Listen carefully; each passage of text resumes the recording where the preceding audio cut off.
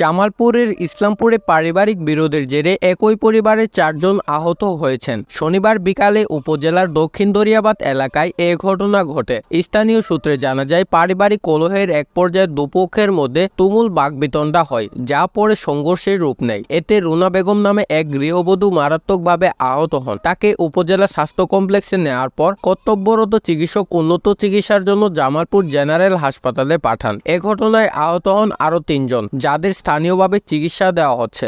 আমাকে রাস্তা থেকে নামায়া অনেক রিক্সা থেকে নামায় মারধর করছে।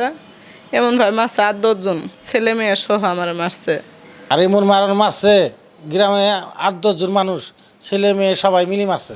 মারধর সমানে করছে, এলে তো ফুলে কানে কানে হাসপাতালে আসি পড়ছি। 10,000 টাকা নিছে আর পাইলু নিছে, চেন নিছে। এটা তো আসলে যে তার ইনজুরিগুলা যেভাবে আসলে তাকে মারধর করা হয়েছে, রুটে রিক্সা থেকে নামায় একটা মহিলা মানুষকে ৪-৫ জন ছেলে এবং মেয়ে উভয়ই মিলে তাকে এইভাবে টর্চার করাতে আমি মনে করি যে এটা কঠিন শাস্তি হওয়ার দরকার এবং প্রশাসনিক আমি তাদের সহায়তা কামনা করি।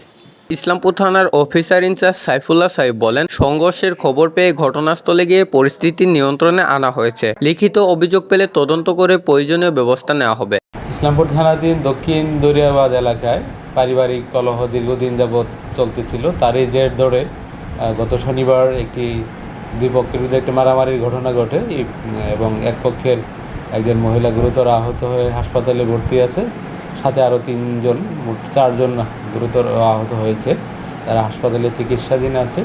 আমরা পরক্ষণে ঘটনাস্থলে গিয়ে ঘটনার নিয়ন্ত্রণে নিয়ে আসি।